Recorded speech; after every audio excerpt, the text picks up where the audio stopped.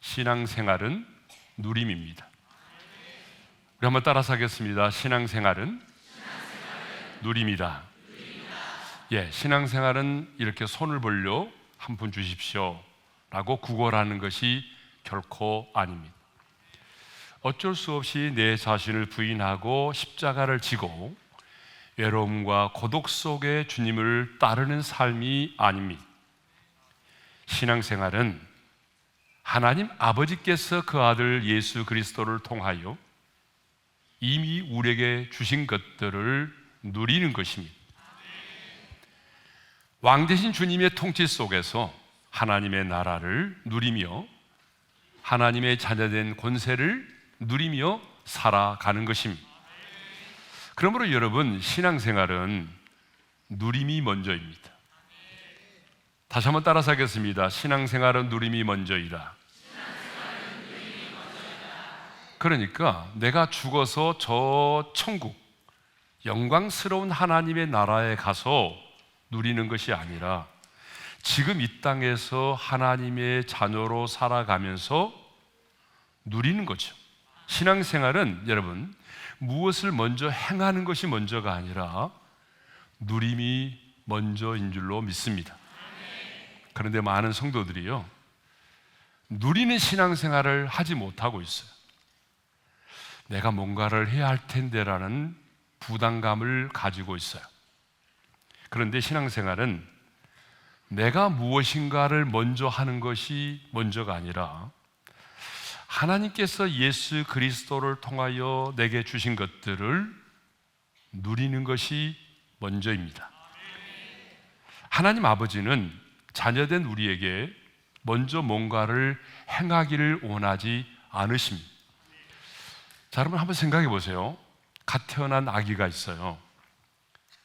그런데 그 갓 태어난 자녀에게 뭔가를 요구하는 그런 엄마 아빠가 있을까요? 그런 엄마는 없겠죠. 태어난 지 얼마 되지 않은 자녀가요, 내가 부모님 뱃속에서 10달 동안 있으면서 참 우리 엄마를 힘들게 했는데 내가 세상에 나와서도 이렇게 어머니를 힘들게 하면 되겠나? 나를 낳아준 부모를 위해서라도 내가 뭔가를 해야 되는 거 아니야? 그 어린 나이에 내가 설거지라도 해야 되고 집안 청소라도 해야 되는 거 아니야? 라고 생각하는 갓난아이는 없어요. 어린 자녀는요, 마음껏 엄마 아빠의 사랑을 받으면서 그 엄마의 품 안에서 평안을 누리고 자녀된 축복을 누리면 되는 거예요. 물론 장성하게 되면 나를 낳아주시고 길러주신 부모님의 은혜를 기억하며 내가 뭔가를 해야 하는 것이 또한 당연한 것입니다. 그런데 중요한 것은 신앙생활은 누림이 먼저라고 하는 거예요. 여러분, 왜 누림이 먼저죠? 지난번에 말씀드린 것 같은데 왜 누림이 먼저인고 하면은 누림이 먼저가 되지 못하면 우리 신앙생활이 오래가지 못한다는 거예요. 자, 아까 20년 근속도 있고 10년 근속도 있는데 중간에 탈락한 사람이 더 많을 거예요, 아마. 여러분, 왜 그럴까요? 내가 교사로서 누리지 못하기 때문에 오래가지 못하는 거예요. 여러분, 억지로 마지못해 하는 것은요, 오래 갈 수가 없어요. 그러므로 우리 신앙생활은 누림으로부터 시작해야 될 줄로 믿습니다. 그렇지 않으면은 이게 율법적인 신앙생활을 하게 되는 거예요. 우리가 지금 율법의 시대를 살고 있지 않지만 율법의 정신을 가지고 율법처럼 그렇게 신앙생활하는 분들이 너무나 많이 있다는 얘기죠. 우리는 종이 아닌 하나님의 자녀입니다. 여러분, 종의 특징이 뭔지 알아요? 종의 특징은요, 억지로 의무감을 가지고 그 일을 한다는 거예요. 그런데 자녀는 그렇지 않아요. 우리는 더 이상 종이 아닌 하나님의 자녀로 살아야 할 줄로 믿습니다.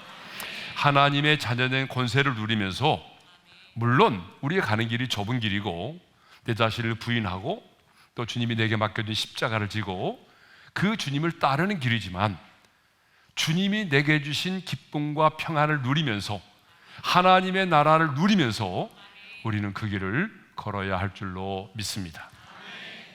그런데 똑같은 하나님의 자녀임에도 불구하고 어떤 사람은요 풍성하게 누리면서 신앙생활을 하고 있는가 하면, 어떤 사람은 어쩔 수 없이 마지 못해서 의무감 때문에 그렇게 신앙생활을 하는 분들이 있다는 얘기죠. 자, 자녀된 권세를 주셨지만 은혜의 보좌 앞에 담대히 나가지 못하고 사탄의 참소 앞에 무릎 꿇고 죄책감 속에서 살아가는 사람들이 의외로 많습니다. 아니, 두려움의 포로가 되어서 신앙생활을 하고 있는 분들이 의외로 많습니다. 그런데 중요한 것은 뭐냐? 우리가 아는 것만큼 누린다는 거예요. 따라서 하겠습니다. 아는 것만큼 누릴 수 있다. 그러니까 여러분, 신앙생활을요 아무리 오래 했어도 내가 믿는 하나님이 어떤 분이신지, 그리고 그 하나님 아버지의 마음, 그 하나님 아버지의 본심, 더 나아가서 복음의 권세와 능력을 알지 못하면 누릴 수가 없어요. 그러니까 여러분이 신앙생활을 많이 했지만 지금 누리지 못하고 의무감 때문에 신앙생활을 하고 있다면 그만큼 하나님을 잘 모르는 거예요. 그래서 하나님은 호세아 선지자를 통해서 이렇게 말씀을 하셨어요. 읽겠습니다. 시작. 내 백성이 지식이 없으므로 망하는도다. 다음 구절. 여호와를 알자, 힘써 여호와를 알자. 또 다음 구절. 나는 번제보다 하나님을 아는 것을 원하노라. 그래서 알아야 한다는 거예요. 하나님이 어떤 분이신지를 알아야 돼. 그런데 여기서 안다는 말은 지식적으로 안다는 게 아니에요. 그 하나님에 관하여서 내가 경험해서 아는 것을 말합니다. 그러므로 여러분, 하나님을 경험해서 알아야 됩니다. 단순한 성경 공부와 지식을 통해서 아는 게 아니라 내 삶에서 그 말씀대로 행하시고 이루시는 그 하나님을 내가 경험해서 알아야 하는 거죠. 저는 이제 은퇴 이후에 많은 목회자들과 선교사님들을 만나서 열심히 멘토링을 하고 있습니다. 참 그 선교사님들을 만나서 교제하고 또 이하여 기도할 수 있다는 게 얼마나 큰 축복인지 몰라요. 네.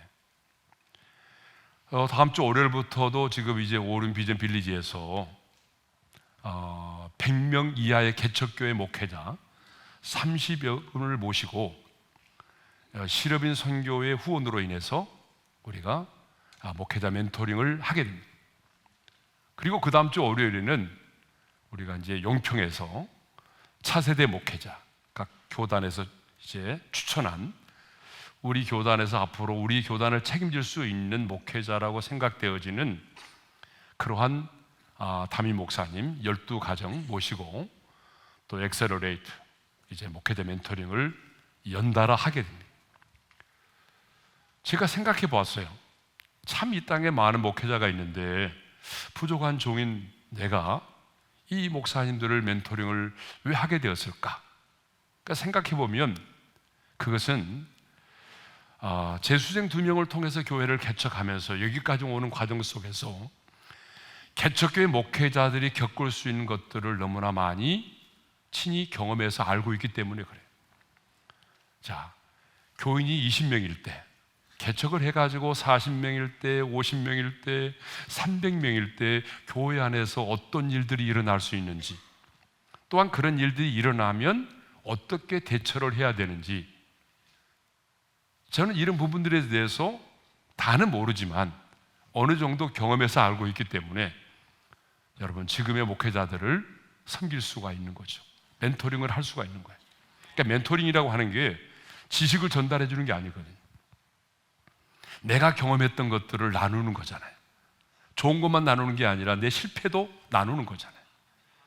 그래서 경험하여 아는 자만이 멘토링을 할 수 있는 것처럼 우리도 신앙생활을 하면서 하나님에 대하여 경험하여 아는 것만큼 누릴 수가 있다는 얘기입니다. 자, 로마서 5장은요 이신칭의의 결과에 대하여 말씀하고 있어요. 다시 말하면 믿음으로 말미암아 의롭다 하심을 얻은 자들이 저 세상이 아닌 지금 이 땅을 살아가면서 누릴 수 있는 축복이 무엇인가에 대하여 말씀하고 있어요. 그러니까 이 축복을 알려면 먼저 이신칭의가 무엇인지를 알아야 되잖아요. 자, 그게 뭐냐 그러면 죄인이 오직 믿음으로만 의롭다고 칭함을 받는다고 하는 아주 신학적인 용어예요. 신학적인 용어인데, 그러면 의롭다함이라고 하는 게 뭐냐? 이건 정말 중요해요, 우리한테. 자, 의롭다함을 이렇게 정의하고 있어요. 자, 우리 한번 읽어볼까요? 시작. 분명히 죄인이지만 하나님께서 은혜의 행위로서 한 번도 죄를 지어본 경험이 없는 사람으로 하나님이 나를 간주하시는 것. 생각해 보세요. 내가 완벽한 죄인이에요. 부분적으로 죄인이 아니라 아주 용서받을 수 없을 만큼 내가 완벽한 죄인임에도 불구하고 하나님께서 값없이 베풀어 주시는 그 은혜로서 나를 한 번도 죄를 지어본 경험이 없는 사람으로 나를 의롭다고 선언하시고 그렇게 간주해 주시는 것, 이것이 바로 뭐예요? 의롭다함을 얻는 것입니다. 여러분, 의롭다함을 얻으셨나요? 아멘을 못하신 분은 확신이 없는 거예요? 아니면 몰라서 그러는 거예요? 다시 한번 묻겠습니다. 여러분, 예수를 믿음으로 말미암아 의롭다 하심을 얻으셨어요? 우리는 예수를 믿음으로 말미암아 의롭다 하심을 얻게 됐어요. 그런데 이것은 법적인 용어예요. 법적인 용어가 뭐냐 그러면 내가 정말 완벽하게 명백하게 죄를 지었어요. 그러면 그 사람은요, 그 죄에 대한 대가를 받아야 되는 거예요. 지은 죄에 대하여 형벌을 받아야 돼요. 그런데 재판장으로부터 당신은 죄가 없습니다라고 선언을 받는 거예요. 당신은 죄가 없습니다 라고 선언이 됨과 동시에 내 자신은 어떻게 되는 거예요? 아무리 많은 죄를 지었을지라도 즉시 풀려나게 되고 그 죄에 따르는 형벌과 심판으로부터도 자유함을 얻게 되는 것입니다. 그러니까 의롭다함을 얻는 것은 하나님께서 당신의 거룩한 법정에서 저와 여러분을 향해서 죄가 없음과 의로움을 선언해 주는 그런 행위를 말하는 거예요. 자, 그러면 저와 여러분이 어떻게 의롭다함을 얻게 되었느냐 그 말이에요. 어떻게? 이건 굉장히 기본이에요. 자, 1절의 말씀을 읽겠습니다. 시작. 우리가 믿음으로 의롭다 하심을 받았으니. 자, 무엇으로 의롭다 하심을 받았다고요? 믿음으로. 그리고 9절에 보게 되면 이렇게 말씀하고 있어요. 다 같이요. 시작. 우리가 그의 피로 말미암아 의롭다 하심을 받았으니. 자, 여기서 그의 피는 누구를 말할까요? 예수 그리스도의 십자가에서 흘리신 피를 말하겠죠. 그러니까 예수를 믿음으로 그 예수의 피로 말미암아 우리가 어떻게 됐다? 의롭다 하심을 받았다라고 하는 거예요. 갈라디아서 2장 16절에도 보게 되면 좀 긴 말씀이지만 이런 말씀이 있어요. 자, 우리 한번 읽겠습니다. 시작. 사람이 의롭게 되는 것은 율법의 행위로 말미암음이 아니요 오직 예수 그리스도를 믿음으로 말미암는 줄 알므로 우리도 그리스도 예수를 믿나니 이는 우리가 율법의 행위로서가 아니고 그리스도를 믿음으로써 의롭다함을 얻으려 함이라.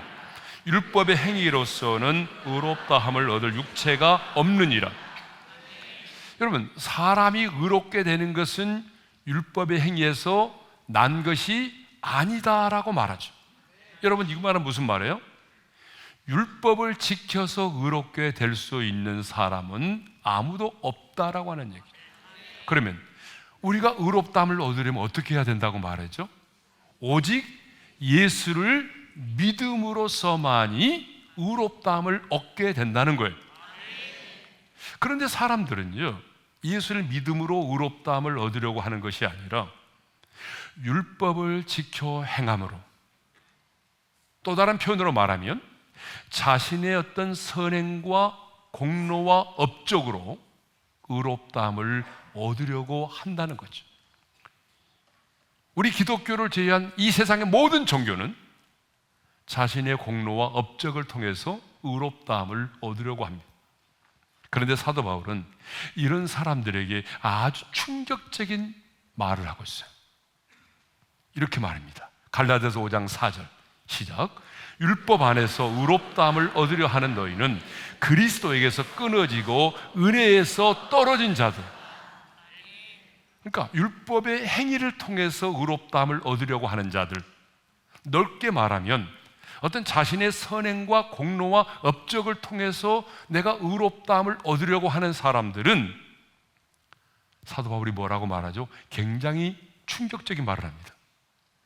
그리스도에게서 끊어지고 은혜에서 떨어진 자로다. 여러분, 이보다 더 무서운 말이 어디 있어요? 굉장히 저주스러운 말 아니에요? 왜 그럴까요? 하나님께서 예수 그리스도를 통해서 우리에게 베풀어 주신 이 놀라운 값없이 베풀어 주신 하나님의 은혜를 거절하고 무시했기 때문에 그렇습니다. 하나님의 은혜를 거절하고 무시했기 때문에 그래요. 여러분, 선을 행하는 행위가 잘못됐다는 게 아니에요. 선을 행하지 말라 그 얘기도 아닙니다. 선을 행하는 것이 잘못됐다는 얘기가 아니고요, 의롭다함을 얻은 자는 여러분 자유함을 얻는 것으로 끝나지 않아요. 더욱 선을 행하고 의롭게 살려고 몸부림을 치는 것입니다. 내가 의롭다함을 얻으려고가 아니라 값없이 베풀어 주신 하나님의 은혜로 말미암아 내가 의롭다함을 얻었기 때문에 그 은혜가 헛되지 않기 위해서 우리는 더 많이 선을 행하고 의를 행하며 살아가는 것입니다. 그래서 사도 바울이 고린도전서 15장 10절에서 이렇게 말하고 있어요. 잘 아는 말씀이잖아요. 읽겠습니다. 시작. 그러나 내가 나된 것은 하나님의 은혜로 된 것이니 내게 주신 그의 은혜가 헛되지 아니하여 내가 모든 사도보다 더 많이 수고하였으나 내가 한 것이 아니요 오직 나와 함께 하신 하나님의 은혜로다. 여러분, 우리는 은혜로 구원받고 은혜로 살아갑니다. 여러분, 우리가 은혜로 구원받았다고 해서 여러분 선을 행하는 것을 무시합니까? 아니죠.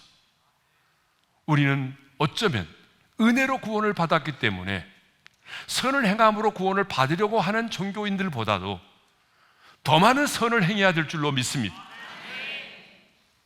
이렇게 하나님께서 율법을 지켜 행하려고 하는 자들, 자신의 선행과 공로와 업적을 통해서 의롭다함을 얻으려고 하는 자들에 대해서 은혜에서 떨어진 자요 그리스도께서 멀어진 자라고 말하는 것은 하나님께서 우리에게 값없이 베풀어 주시는 이 의롭다 하심의 은혜를 거절하고 무시했기 때문입니다.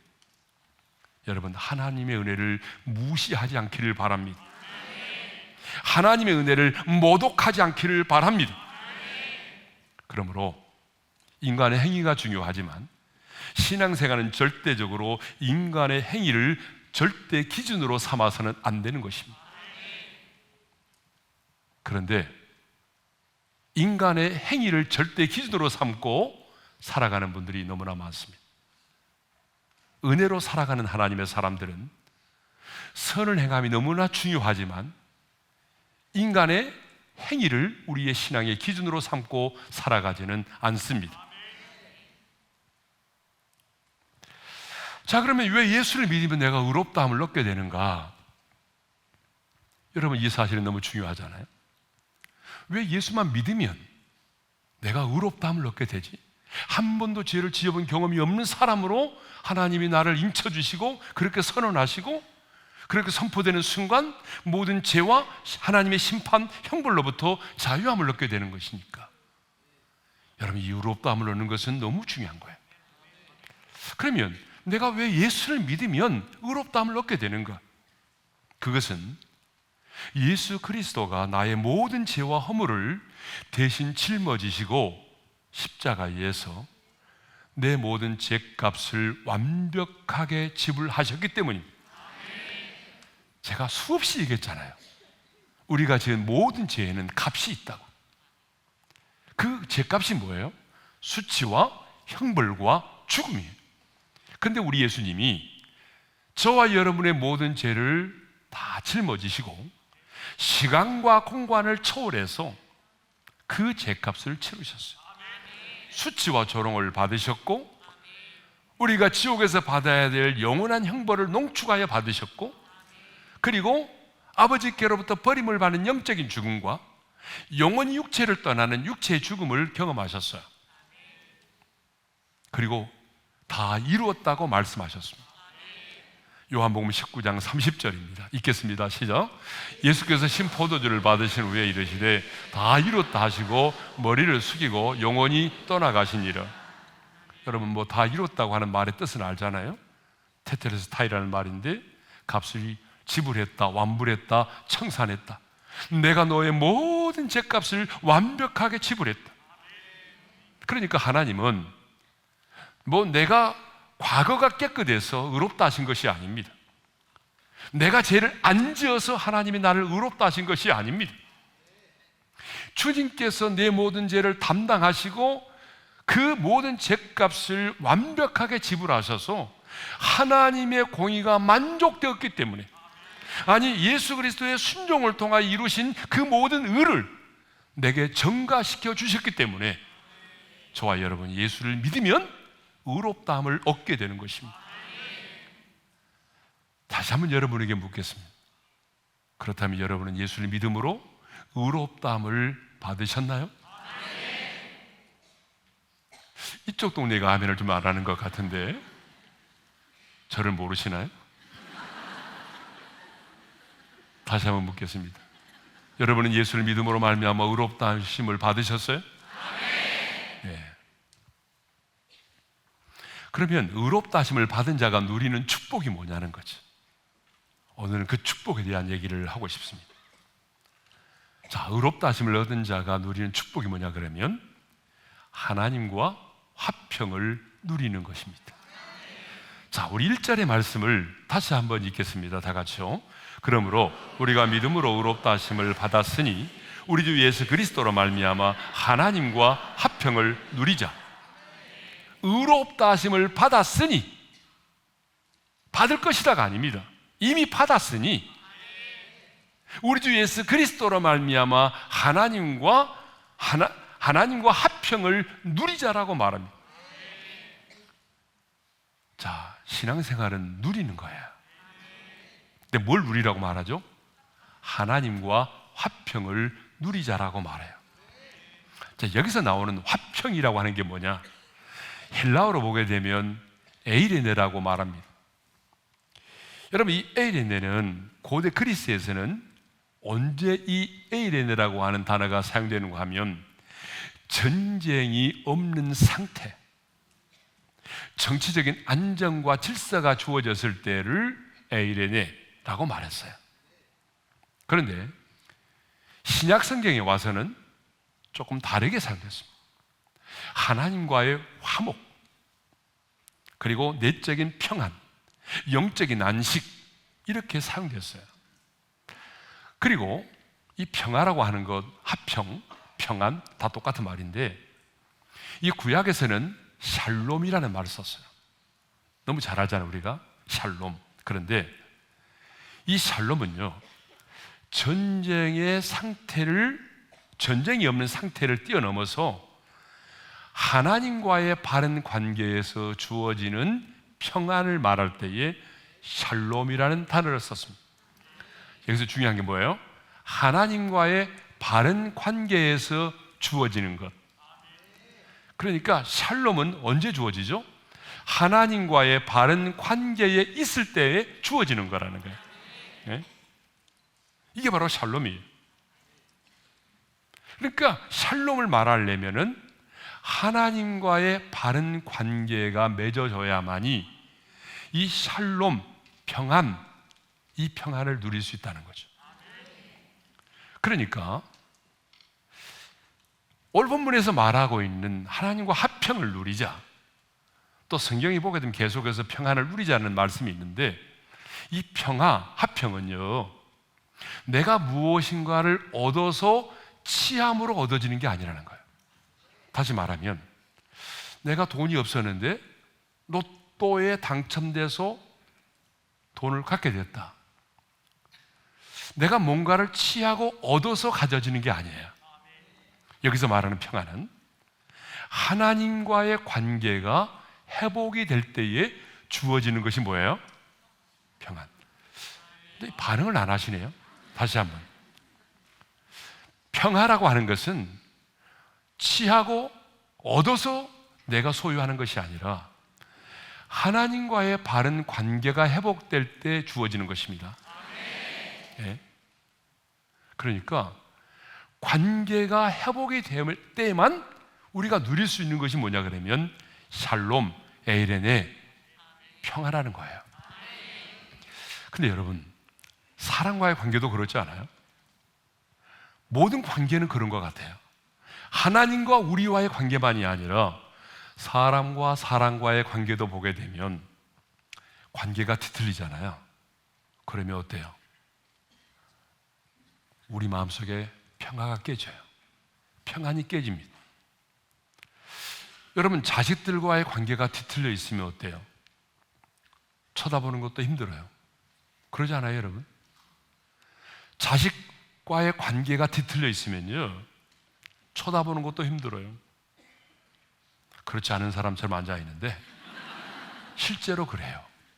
여러분 그러지 않아요? 예?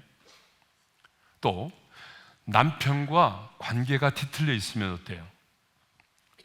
아무리 좋은 음식을 먹어도 고급 레스토랑에 가서 값비싼 음식을 먹어도 소화가 안 됩니다. 마음이 편치를 않아요. 여러분 그래요, 안 그래요? 이번엔 조금 반응이 있네요. 사람과 사람과의 관계도 그래요. 그 관계가 깨어지면, 그 관계가 뒤틀려 있으면요, 어때요? 같이 여행을 해도, 같이 밥을 먹어도, 아무리 맛있는 음식을 먹어도 편치 않아요. 마음에 평안이 없어요.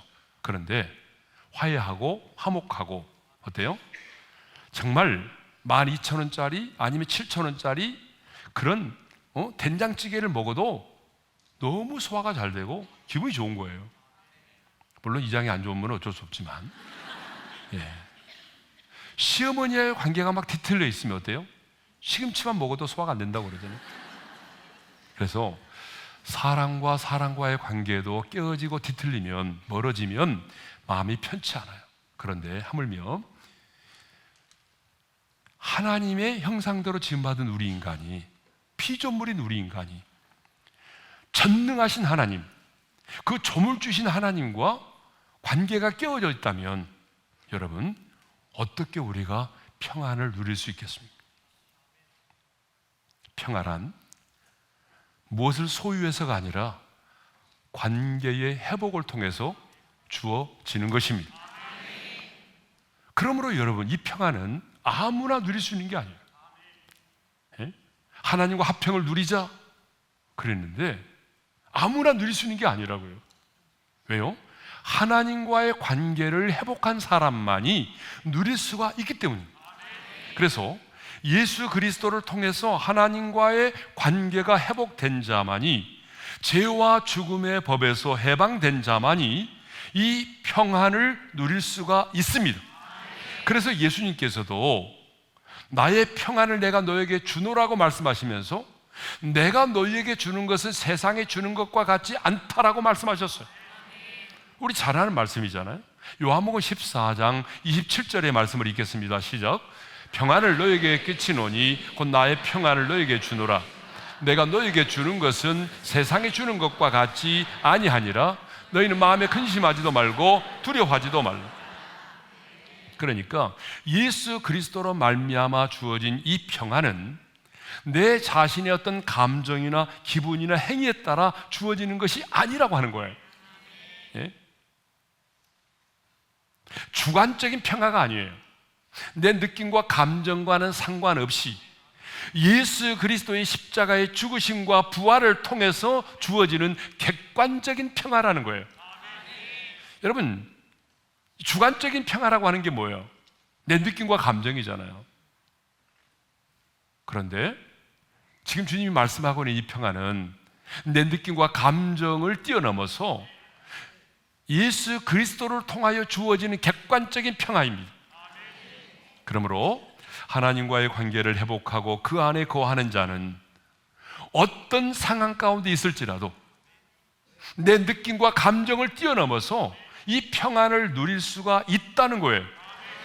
그러니까 전쟁의 한복판에서도 사도 바울처럼 유라굴로와 같은 광풍을 만났을지라도, 빌립보 감옥에 있을지라도, 사자굴 속에 던짐을 당할지라도, 하나님의 사람들은 이 풍랑을, 인생의 풍랑을 만났을지라도 이 평안을 누려왔다는 거예요. 그런데 여러분, 언제 이 평화가 깨지죠? 언제 이 평안이 깨져요? 신앙생활 하다 보게 되면 예수 그리스도를 통하여 우리에게 주어진 이 평화가 지속되지 못하고 깨어져 버릴 때가 있어요. 여러분 그러지 않아요? 여러분은 없어요? 아니 너무 오랜만에 봐서 그런지 반응을 잘 안 하시네? 여러분 있어요? 없어요? 예. 아니 반응을 좀 잘 하라고요. 내가 계속 집회 다니면서 우리 교인들 반응 잘한다고 그러는데, 자, 신앙생활 하다 보게 되면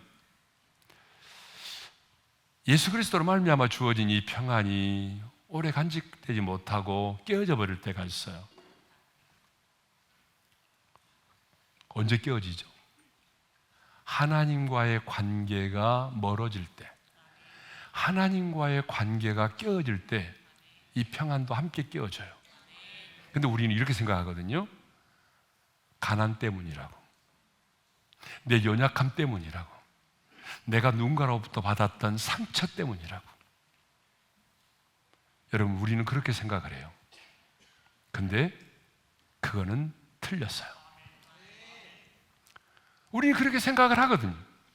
자녀가 속을 썩이니까, 재정이 어려우니까, 누군가가 나를 배신했기 때문에, 내가 받은 상처 때문에, 내가 받은 인생의 고난 때문에 이 평안이 깨어졌다고 생각하는데 여러분 그렇지 않습니다. 여러분의 연약함과 수치와 가난과 질병 때문에 이 하나님 주신 평안이 깨어지는 게 아니에요. 이 평안이 깨지는 것은 하나님과 나와의 관계가 멀어지기 때문입니다. 잘 점검해 보면 금방 답이 나와요. 왜냐하면 앞선 우리 신앙의 선배들을 보게 되면 답이 나와요. 성경에 나오는 하나님의 사람들뿐만 아니라 역사 속에서 하나님의 사람으로서의 덕이 되는 삶을 살았던 사람들의 면면을 보게 되면 그들은 감옥 안에서도, 인생의 밤을 만나서도, 풍랑을 만나서도 어땠어요? 평안을 누렸어요. 찬송가 413장 가운데 내 영혼 평안해라고 하는 그 호레이쇼 스페포드라고 하는 사람이 지은 찬양이 있어요. 뭐 여러분 이 찬양이 어떻게 해서 이 세상에 나오게 됐는지 잘 알고 계시잖아요. 1871년에 시카고에 대화재가 발생해가지고 굉장히 많은 집들이 탔는데, 이때에 이 스페포드라고 하는 변호사의 집도 타버렸어요. 막대한 재산을 잃었습니다. 2년 뒤에 그럼 슬픔 중에 있는 가족들을 좀 위로하고 또 자신의 집에도 유럽에 있기 때문에 먼저 아내와 4명의 딸을 배에 태워서 먼저 보냈어요. 그런데 배를 타고 가던 이 4명의 딸과 아내가 이 배가 또 다른 배와 충돌을 함으로 인해서 침몰을 하게 되는데, 자신의 아내는 간신히 살아났고요, 4명의 딸이 모두 대서양의 한복판에서 이제 목숨을 잃었습니다. 그때에 다시 자신의 딸들이 수장되었던 그 대서양을 건너가면서, 자신의 딸들이 죽었던 그 현장을 지나가면서 이 스페포드라고 하는 변호사가 찬양의 시를 남겼어요. 그것이 나중에 찬송이 되었거든요. 그 찬송이 바로 내 평생에 가는 길 순탄하여 늘 잔잔한 강 같든지, 아니면 큰 풍파로 무섭고 어렵든지, 그것과는 상관없이 뭐예요? 나의 영혼은 늘 편하다. 내 영혼 평안해. 내 영혼 평안해. 여러분, 이것을 보게 되면 4명의 자녀를 잃은 슬픔 가운데서도 영혼의 평안을 누릴 수가 있었다는 거예요. 그러니까 오늘 여러분 안에 하나님이 주신 평안이 깨어졌다면 여러분이 당한 인생의 문제 때문이 아니에요. 고난이 커서가 아닙니다. 누군가로부터 받았던 상처 때문이 아니에요. 그것 때문에 내가 하나님과 멀어졌기 때문이에요. 하나님과 나와의 관계가 깨어졌기 때문에 여러분, 우리가 이 평안을 누리지 못하는 것입니다. 사탄은 그래서 오늘도 하나님과의 관계를 깨뜨리려고 합니다. 아니, 하나님과 나와의 틈을, 하나님과 나 사이를 어떻게 해요? 멀어지게 만드는 거예요. 그러니까 사탄의 주된 목적은요, 돈이 아닙니다. 성공이 아닙니다. 명예가 아닙니다. 사탄이 노리는 것은 여러분 그게 아닙니다. 사탄의 목적은 돈, 명예, 성공이 아니라 그것을 통해서 하나님과 멀어지게 만드는 것입니다. 하나님과의 관계가 깨어지게 만드는 것입니다. 그래서 성경은 뭐라고 말하죠? 하나님과 멀어짐이 저주라고 말하죠. 여러분이 여러분의 인생의 복과 저주는요, 하나님께로 가까이 감이 복이고 하나님과 멀어짐이 저주입니다. 그러니까 여러분이 너무나 사업이 잘 되고 여러분의 자녀가 잘 나가기 때문에 기도의 간절함이 사라지고 하나님과 멀어졌다면 그것은 결코 여러분 축복이 아닙니다. 반면에 여러분이 사업으로 인해서 어려움을 겪고 있고 자녀로 인하여 많은 고통 가운데 있고 누군가가 내 가족 중에 한 사람이 암으로 인해서 고통을 당하고 있고 그래서 내가 하나님 앞에 더 가까이 나아갈 수 있다면 여러분, 그것은, 그 고난과 아픔은 결코 저주가 아닙니다. 그것은 우리 인생의 축복이 되는 것이죠. 그러므로 여러분, 문제가 크면 클수록, 고난이 크면 클수록 우리가 해야 되는 게 뭔지 알아요? 그것은 하나님께로 더 가까이 나아가는 것입니다. 자, 그러면 하나님과 화평을 누리자라고 하는 이 말은 무엇을 전제로 하고 있는가 하면 우리 인간이 하나님과 화평을 누릴 수 없는 존재였음을 말해주는 거죠. 그러니까 하나님과 화평하자라고 말하는 거 아니겠어요? 예. 그렇습니다. 성경을 보게 되면 우리 인간은 하나님과 화평을 즐길 수 있는, 누릴 수 있는 그런 관계에 있지 않았어요. 한마디로 아담의 후손으로 태어난 모든 인간은 하나님과 화평할 수 없는 그런 존재입니다. 그러면 왜 우리 인간은 하나님과 화평을 누릴 수 없는 관계에 있었을까요? 우리 잘 아는 것처럼 첫째로 하나님과 온수된 관계에 있었습니다. 자, 10절과 골로새서 1장 20절의 말씀, 21절의 말씀을 읽겠어요. 시작. 곧 우리가 온수되었을 때에 전에 악한 행실로 멀리 떠나 마음으로 온수가 되었던 너희를, 자, 그러니까 예수를 믿기 전까지 하나님과 나와의 관계가 어떤 관계였다는 거예요? 온수된 관계였다는 거예요. 아무리 여러분이 선하게 살고 양심대로 살아왔어도 예수 그리스도로 말미암아 의롭다 하심을 얻기 전까지는 여러분은요, 하나님과 어떤 관계냐 그러면 온수된 관계였습니다. 하나님과 온수된 관계라는 말이 무슨 말이에요?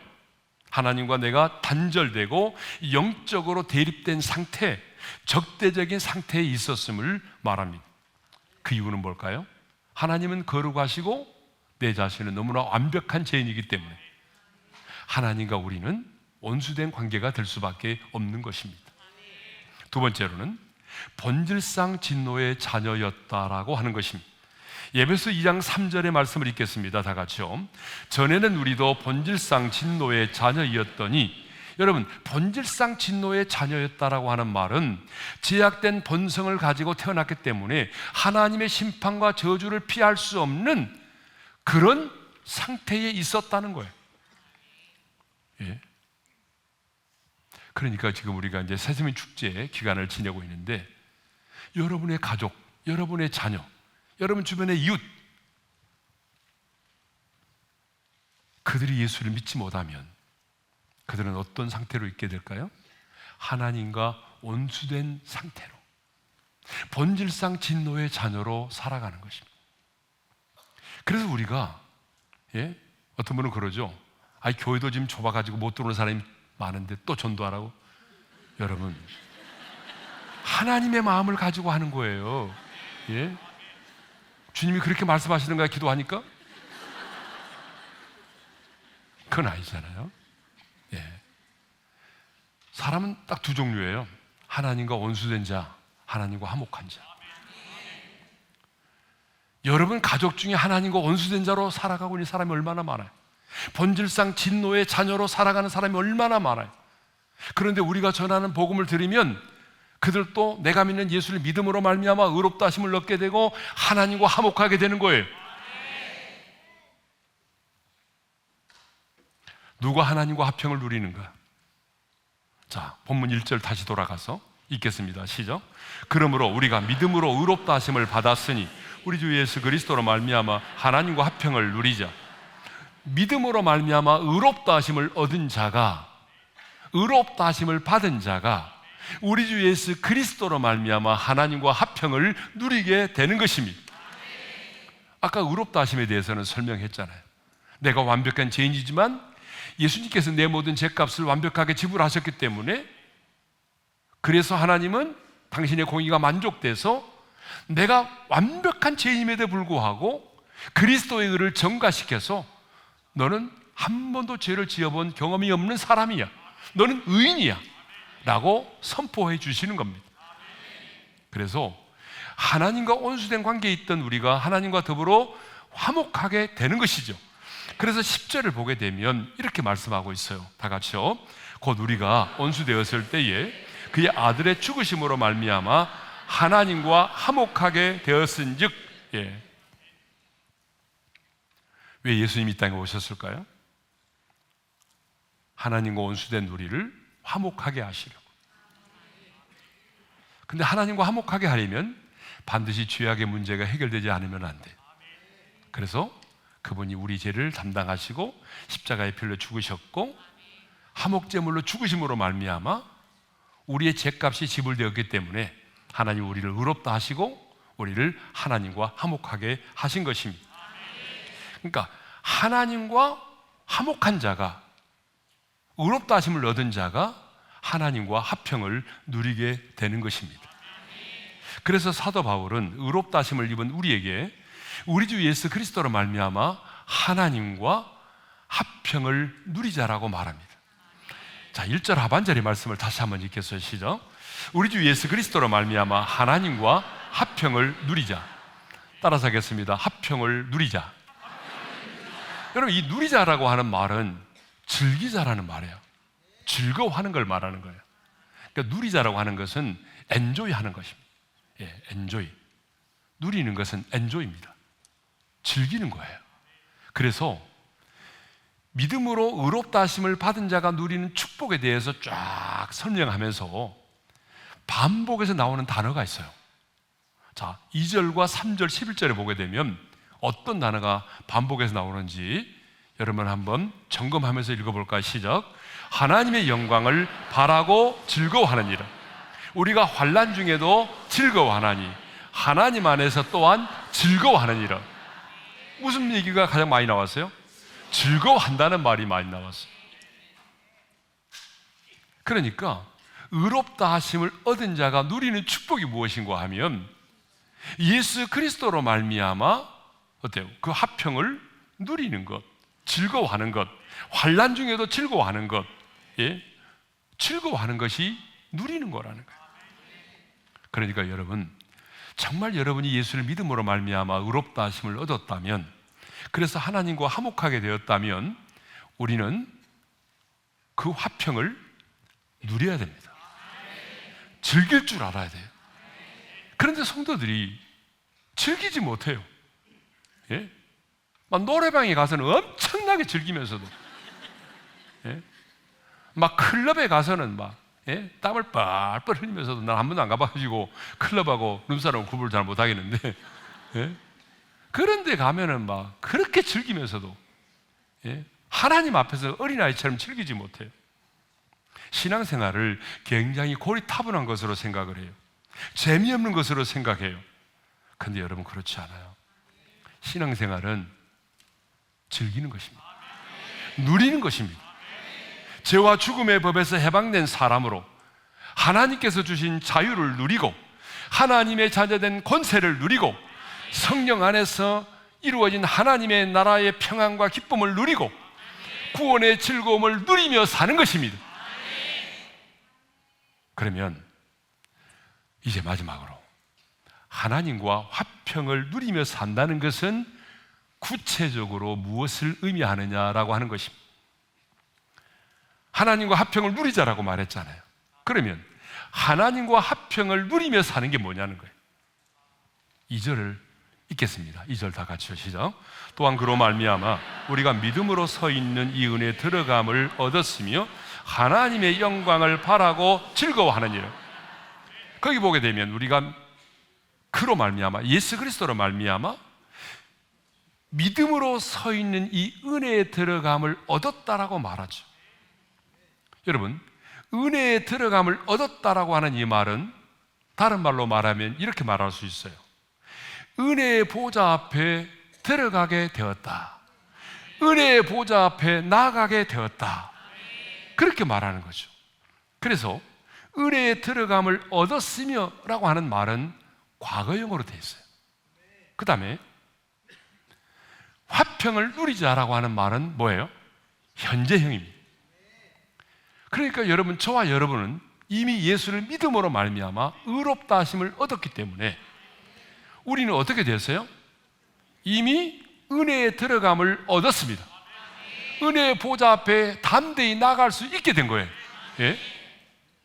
이 사건이 뭐예요? 성소의 휘장이 찢어진 사건을 말하는 거예요.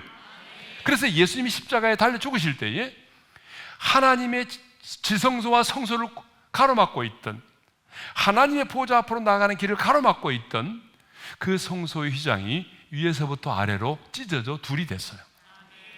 그래서 우리는 어떻게 해요? 그 예수의 보혈을 힘입기만 하면 은혜의 보좌 앞에 담대히 나갈 수가 있게 된 것입니다.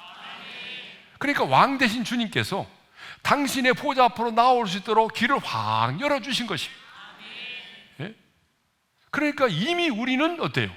언제든지 들어갈 수 있고, 그리고 현재는 뭐예요? 하나님의 나라를, 화평을 누리면서 살아야 되는 것입니다. 죄인된 우리는요, 죽었다 깨어나도 거룩하신 하나님의 보좌 앞에 나갈 수가 없어요. 그래서 구약에도 보게 되면 대속죄일에 대제사장만이 정결하게 목욕을 하고 정결한 짐승의 피를 가지고 방울 달리고 또 방울 달린 줄이 달린 옷을 입고 세마포옷을 입고 들어가서 어때요? 그 속죄소에 피를 뿌리고, 그런데 밖에서 들어보니까 소리가 안 들려요. 방울 소리가. 그럼 어떻게 하죠? 이거 죽었네 하면서 들어가면 그 사람도 죽어요. 그래서 줄을 가지고 그 시체를 밖으로 끄집어내게 돼 있어요. 무슨 말이냐면 죄인된 우리는요, 절대로 하나님 앞에 나갈 수가 없습니다. 그런데 어떻게 됐어요? 이제 우리는 예수의 피를 힘입기만 하면 언제든지 간에 그 은혜의 보좌 앞에 나갈 수 있는 거예요. 그래서 히브리서 4장 16절에 이런 말씀이 있습니다. 시작. 그러므로 우리는 긍휼하심을 받고 때를 따라 돕는 은혜를 얻기 위하여 은혜의 보좌 앞에 담대히 나갈 것이니라. 아멘. 그러니까 하나님과 화평을 누리는 삶이 뭐냐? 정리를 잘 하셔야 돼요. 하나님과 화평을 누리며 사는 삶은 문맥적으로 보니까 은혜의 보좌 앞으로 담대히 나아가는 것입니다. 그러면 은혜의 보좌 앞으로 나가는 게 뭐예요? 은혜의 보좌 앞으로 담대히 나가는 게 뭐죠? 하나님께서 그 보좌의 좌정에 계시는데, 영이신 하나님이 그 보좌 앞으로 나가는 것은요, 예배입니다. 그러니까 하나님께 지금 예배드리는 이 시간이 뭐예요? 우리가 그 은혜의 보좌 앞에 나가는 겁니다. 그 보좌 앞에서 거룩한 손을 들어 하나님을 찬양하고 그리고 하나님의 얼굴을 구하며 기도하는 것, 이것이 바로 뭐냐면 그 은혜의 보좌 앞으로 나아가는 것입니다. 그런데 은혜의 보좌 앞으로 나아가면 어떤 일이 벌어지느냐? 자, 은혜의 보좌 앞으로 나가면 어떤 일이 벌어지느냐? 2절의 말씀을 다시 한번 읽겠습니다. 다 같이 시작. 또한 그로 말미암아 우리가 믿음으로 서 있는 이 은혜에 들어감을 얻었으며 하나님의 영광을 바라고 즐거워하느니라. 따라서 합시다. 하나님의 영광을 바라고 즐거워하느니라. 자, 좀 정리를 하겠어요. 아직 못 따라오신 분이 계신 것 같으니까, 하나님과 화평을 누리는 삶이 뭐냐면 은혜의 보좌 앞으로 나아가는 거예요. 은혜의 보좌 앞으로 나아가는 것은 내가 그 보좌 앞에서 하나님을 예배하고 거룩한 손을 들어 기도하고 그의 얼굴을 구하며 기도하는 거예요. 자, 이렇게 우리가 그분의 보좌 앞에 나아가게 되면 어떤 일이 일어난다고 말하죠? 하나님의 영광을 바라고 즐거워하게 된대요. 저는 오늘 이 밤에 여러분들이 하나님의 영광을 볼 수 있기를 바랍니다. 우리가 그 은혜의 보좌 앞에서 하나님의 영광을 볼 수 있기를 바라요. 하나님의 보좌는 하나님의 영광 그 자체입니다. 장차 우리는 천국에서 온전한 하나님의 영광을 보게 될 것입니다. 그러나 의롭다 하심을 얻은 우리는 지금 이 땅에서도 하나님의 영광을 보며 즐거워할 수가 있어야 됩니다. 하나님의 영광을 보는 자는 즐거워하지 않을 수가 없어요. 그 하나님의 영광을 보며 즐거워하는 것은 어떻게 하면 될까요? 하나님의 영광은 곧 하나님의 일하심입니다. 그래서 성경을 보게 되면 하나님의 일하심을 하나님의 영광으로 표현한 적이 많아요. 시간이 없기 때문에 설명 못 드리지만 성경을 보게 되면 하나님의 일하심을 하나님의 영광으로 표현하고 있어요. 그러니까 여러분, 우리가 하나님의 보좌 앞에서 하나님을 예배하고 그리고 우리가 하나님 얼굴을 구하고 간절히 기도하면 하나님께서 우리의 기도를 들으시고 우리 가운데 일을 행하심으로 우리는 그 하나님의 일하심을 통해서 하나님의 영광을 보게 되는 것이고 하나님의 영광을 바라보며 즐거워하게 되는 것입니다. 뿐만 아니라 때를 따라 돕는 은혜를 얻게 되는 것입니다. 우리에게는 때를 따라 돕는 은혜가 필요합니다. 근데 그 때를 따라 돕는 은혜를 얻으려면 은혜의 보좌 앞에 담대히 나가라고 그랬잖아요. 저는 오늘 이 밤에 하나님께서 우리의 기도를 들으시고 각자의 상황에 맞는 때를 따라 도우시는 하나님의 은혜로 덧입혀 주시기를 소망합니다. 이제 말씀을 마무리하겠어요. 우리 모두는 과거에 다 하나님과 원수된 자들이었습니다. 본질상 하나님의 진노의 자녀들이었습니다. 그런데 값없이 베풀어 주신 하나님의 특별한 은혜로 우리가 예수 그리스도로 말미암아 의롭다 하심을 얻게 됐습니다. 저는 사탄이 저를 참소할 때마다 의롭다 하신 일은 하나님이시니 누가 나를 정죄하리요? 이 말씀으로 사탄의 참소를 이겨냅니다. 여러분, 그렇지 않아요? 우리가 넘어질 때마다 사탄이 얼마나 우리를 참소하던가요? 그럴 때 여러분, 말씀으로 물리치십시오. 나를 의롭다 하신 지가 누구죠? 거룩하신 하나님이십니다. 나 때문에 의롭다 하신 것이 아니에요. 내 행위를 보시고 의롭다 하신 것이 아니에요. 내가 믿는 예수 그리스도, 그분이 내 죄값을 완벽하게 지불하셨기 때문에 그분의 의를 보시고 하나님 아버지가 나를 의롭다고 인쳐주신 거예요. 이거는 법적인 용어입니다. 그래서 우리는 하나님과 화목하게 됐어요. 그래서 의롭다 하심을 얻은 우리는 이제 누려야 됩니다. 뭘 누려야 될까요? 예수 그리스도로 말미암아 하나님과 화평을 누리는 겁니다. 하나님과 화평을 누리는 게 뭐라고 그랬어요? 은혜의 보좌 앞에 담대히 나아가는 것입니다. 은혜의 보좌 앞에 담대히 나가는 게 뭐예요? 예배이고 부르짖어 기도하는 것이고 거룩한 손을 들어 하나님을 찬양하는 것입니다. 그러면 하나님께서 우리에게 때를 따라 돕는 은혜를 베풀어 주시고 우리는 그 하나님의 영광을 바라보고 즐거워하게 되는 것입니다. 오늘 이 밤에 그 하나님의 나라를 풍성하게 누리는 저와 여러분이 되기를 소망합니다. 자, 누림이 먼저입니다. 하나님이 주셨지만 내가 누리지 못한다면 그것처럼 어리석은 게 없습니다. 하나님이 주셨지만 누리지 못한다면 그것처럼 불행하게 어디 있습니까? 여러분 그러지 않아요? 돈다발을 쥐고도, 여러분 돈다발을 쥐고도 남의 나라를 사서 먹지 못한다면 얼마나 불행합니까? 그런 것처럼 하나님이 우리에게 이렇게 많은 것들을 주셨는데도 내가 누리지 못한다면 그것처럼 어리석은 것이 없습니다. 저는 우리 오륜의 성도들이 어리석고 불행한 자가 아니라 주님께서 우리에게 주신 것들을 풍성하게 누리는 그런 하나님 나라의 자녀가 되기를 바랍니다.